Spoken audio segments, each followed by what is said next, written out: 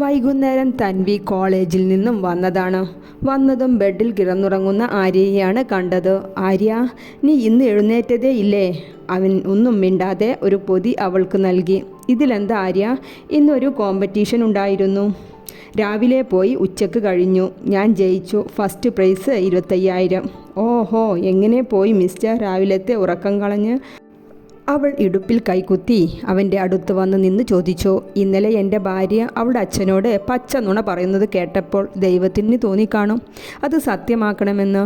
അങ്ങനെ രാവിലെ ഉറക്കം കളഞ്ഞ് എഴുന്നേൽക്കാൻ തോന്നി. കോമ്പറ്റീഷനിൽ പങ്കെടുത്തു, ജയിച്ചു. അവൻ ആക്ഷനൊക്കെ ഇട്ട് സിമ്പിളായി പറഞ്ഞു. തനു, ആ പണം കൊണ്ട് പോയി എൻജോയ് ചെയ്യേ ഫ്രണ്ട്സിൻ്റെ കൂടെ. ഓ, നല്ല കാര്യമായി ആര്യ. ഈ പണം അമ്മക്ക് കൊണ്ടുകൊടുക്ക്, അമ്മക്ക് സന്തോഷമാകും. ഓ, ആയതു തന്നെ തനു. അമ്മ പറയും എവിടെ നിന്ന് മോഷ്ടിച്ചു കൊണ്ടുവന്നതാ എന്ന്. അവൻ മുഖം വെട്ടിച്ചുകൊണ്ട് പറഞ്ഞു. അങ്ങനെ ഒന്നും പറയില്ല. ഗെയിം കോമ്പറ്റീഷനിൽ ജയിച്ചതാണെന്ന് പറയുക ആര്യ. അമ്മ വിശ്വസിക്കില്ല തനു. ആര്യ, വാ എഴുന്നേൽക്ക്. എന്തിനാ തനു? വാ ആര്യ, നമുക്ക് പുറത്തു പോയി വീട്ടിലേക്കുള്ള സാധനങ്ങൾ വാങ്ങി വരാം. അവൾ അവനെ ഉന്തിത്തള്ളി പുറത്തേക്ക് നടന്നു. അടുക്കളയിലേക്കുള്ള സാധനങ്ങളും മറ്റും വാങ്ങി അവർ തിരിച്ചെത്തി. എന്താ തൻവി ഇതൊക്കെ? നിന്റെ വീട്ടിൽ നിന്ന് പണം കൊണ്ടുവന്നിട്ട് ഇവിടുത്തെ അടുക്കള പുകയണ്ട ആവശ്യമൊന്നും ഇവിടെയില്ല. സാവിത്രി അടുക്കളയിൽ ടേബിൾ നിറഞ്ഞു നിൽക്കുന്ന സാധനങ്ങൾ കണ്ടതും അവൾ വിളിച്ചു കൂവാൻ തുടങ്ങി. അമ്മ, ഇതെല്ലാം ആര്യ വാങ്ങിയതാണ്. ആര്യ വാങ്ങിയേ. അവൻ എവിടെ നിന്നാ പണം ഇതൊക്കെ വാങ്ങാൻ?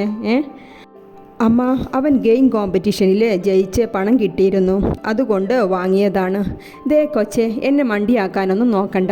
അവന് ഉറക്കം കഴിഞ്ഞിട്ട് നേരമില്ല. ഉള്ള സമയം ഫോണിൽ നോക്കിയിരിക്കലും പിന്നെയാ പണി. അവൻ്റെ പണം കൊണ്ട് പോലും അവർ പുച്ഛിച്ചുകൊണ്ട് അവരുടെ റൂമിലേക്ക് പോയി. ബാക്കി സാധനങ്ങളും എടുത്തു വരുന്ന ആര്യ ഇതെല്ലാം കേട്ടുകൊണ്ടാണ് വരുന്നത്. തൻവിക്ക് എന്തോ പോലെ ആയി. അവൾ ദയനീയമായി ആര്യയെ നോക്കി. ആര്യ ഒന്നും മിണ്ടാതെ സാധനമെല്ലാം അടുക്കളയിൽ വെച്ച് അവൻ്റെ റൂമിലേക്ക് പോയി. തൻവി അവൻ്റെ അടുത്ത് വന്നിരുന്നു.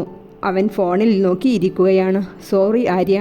അയ്യേ തനു, നീ എന്തിനാ കണ്ണു നിറച്ച്? ഇതൊക്കെ എനിക്ക് ശീലമാണ്. എനിക്ക് ടെൻഷനൊന്നും ആയിട്ടില്ല. നീ കണ്ണു തുടച്ചേ. തനു അവനെ തന്നെ നോക്കിയിരിക്കുകയാണ്. അവൻ അവളുടെ സൈഡിലേക്ക് തിരിഞ്ഞിരുന്നു. അവളുടെ കണ്ണുകൾ തുടച്ചു കൊടുത്തു. ഇനി നല്ല കുട്ടിയായി ഒന്ന് ചിരിക്ക്. വേഗമാവട്ടെ. ആരതിയുടെ ഭർത്താവ് സുരേഷിൻ്റെ ബന്ധുവീട്ടിലേക്ക് വിവാഹത്തിന് പങ്കെടുക്കാൻ പോകുകയാണ് സാവിത്രിയും ചന്ദ്രനും. കുറച്ച് ദൂരം കൂടുതലുള്ളത് കാരണം അവർ കല്യാണത്തിൻ്റെ തലേ ദിവസം തന്നെ പുറപ്പെടുകയാണ്. മോളെ, കോളേജ് എക്സാം ആയതിനാലാണ്. അല്ലെങ്കിൽ ഞങ്ങളുടെ കൂടെ വന്നാൽ നന്നായിരുന്നു. ഇത് ഇപ്പോൾ അച്ഛന് ഒരു സമാധാനവുമില്ലല്ലോ. അച്ഛൻ ടെൻഷൻ ആവല്ലേ? ആര്യയില്ല ഇവിടെ. 2 ദിവസത്തെ കാര്യമല്ലേയുള്ളൂ. മോളെ, ഞാൻ ആര്യയെ വിളിച്ചിരുന്നു. ഇരുട്ടാവും മുമ്പേ വീട്ടിലെത്തണമെന്ന് പറഞ്ഞിട്ടുണ്ട്. ഇരുട്ടുന്നതിന് മുന്നേ അവനെ കണ്ടില്ലെങ്കിൽ അവനെ ഫോൺ ചെയ്യണം.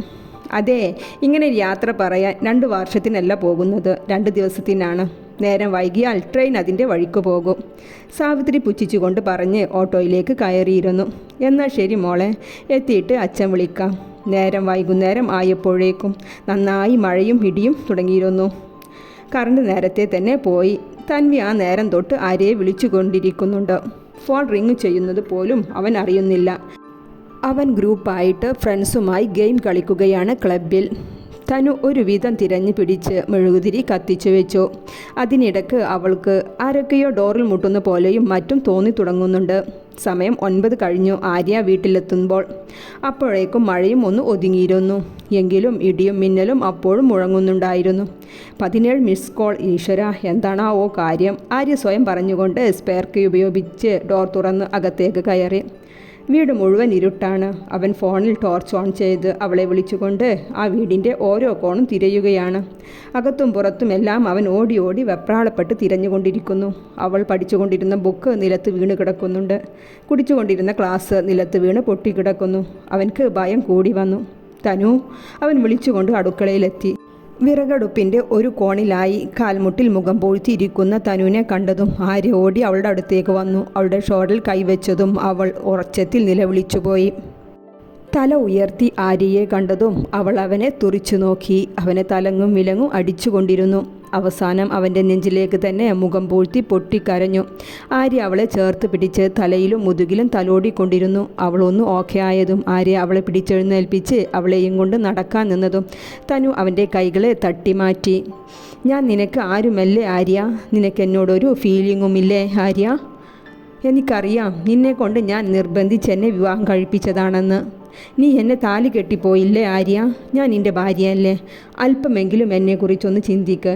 എനിക്ക് ഒറ്റയ്ക്ക് താമസിച്ച് പരിചയമില്ലാത്ത ഈ വീട്ടിൽ ഈ പാതിരാത്രി ഈ പെരുമഴത്ത് ഞാൻ എങ്ങനെ കഴിച്ചു കൂട്ടിയെന്ന് നീ ചിന്തിച്ചോ? നിനക്ക് നിൻ്റെ കാര്യമേ ചിന്തയുള്ളൂ ആര്യ. എനിക്കറിയാം ഞാൻ ഇവിടെ വലിഞ്ഞു കയറി വന്നവളാണെന്ന്. അമ്മയുടെ ആട്ടും കേട്ട് ഞാൻ ഇവിടെ കടിച്ചു തൂങ്ങി നിൽക്കുന്നത് നീയെങ്കിലും എന്നെ മനസ്സിലാക്കുമെന്ന് കരുതിയാണ്. പതുക്കെ പതുക്കെ നീ എന്നെ സ്നേഹിച്ചു തുടങ്ങുമെന്ന് കരുതിയാണ്. എല്ലാം വെറുതെയാണ്. നിനക്കും ഞാൻ ഭാരമാണ് അല്ലേ? ഞാൻ എത്ര പേടിച്ചെന്നറിയോ? ഡോറിൽ ആരൊക്കെ മുട്ടി വിളിക്കുന്ന പോലെ എത്ര തവണ ഞാൻ വിളിച്ചു ആര്യ. നിൻ്റെ ഭാര്യയാണെന്ന് നീ പരിഗണിക്കേണ്ട. ഒരു പെണ്ണ് ഒറ്റയ്ക്ക് വീട്ടിലാണെന്നെങ്കിലും ചിന്തിക്കുമായിരുന്നു. പറ ആര്യ, ഞാൻ എന്താ ചെയ്യേണ്ടത്? നിനക്കെന്നെ ഭാര്യയായി കാണാൻ കഴിയില്ലെങ്കിൽ തുറന്ന് പറയൂ ആര്യ. തൻവി പൊട്ടിക്കരഞ്ഞുകൊണ്ട് അവനെ പിടിച്ചു കുലുക്കിക്കൊണ്ട് പറഞ്ഞു. പിന്നെ അവനെ നെഞ്ചിലേക്ക് മുഖം അമർത്തി. ആര്യയുടെ കൈകൾ അവളെ വരിഞ്ഞു മുറുകി. അവൻ്റെ കൈ അവളുടെ തലയിൽ തലോടിക്കൊണ്ടിരുന്നു. അവളെ ചേർത്ത് പിടിച്ച് സോഫയിലേക്ക് ഇരുത്തി. സോറി തനു, റിയലി സോറി, അവൻ അവളുടെ മുഖം കൈക്കുമ്പിളിലെടുത്തുകൊണ്ട് പറഞ്ഞു. തനു, നീ ഭക്ഷണം കഴിച്ചോ? അവൾ ഇല്ലെന്ന് തലയാട്ടി കാണിച്ചു. നീ ഇവിടെ ഇരിക്ക്, ഞാൻ ഭക്ഷണം എടുത്തിട്ട് വരാം. അവൻ ഭക്ഷണം എടുത്ത് അവളുടെ അടുത്ത് വന്നിരുന്നു. ചപ്പാത്തി പീസ് കറിയിൽ മുക്കി അവളുടെ വായിലേക്ക് വെച്ചു കൊടുത്തു. കൊച്ചു കുഞ്ഞിനെ പോലെ അവൾ മൂക്കും വലിച്ച് അവനെ നോക്കി. അവൻ കൊടുക്കുന്നതെല്ലാം കഴിച്ചു. എനിക്ക് വയറ് നിറഞ്ഞു ആര്യ, ഇനി നീ കഴിച്ചോ?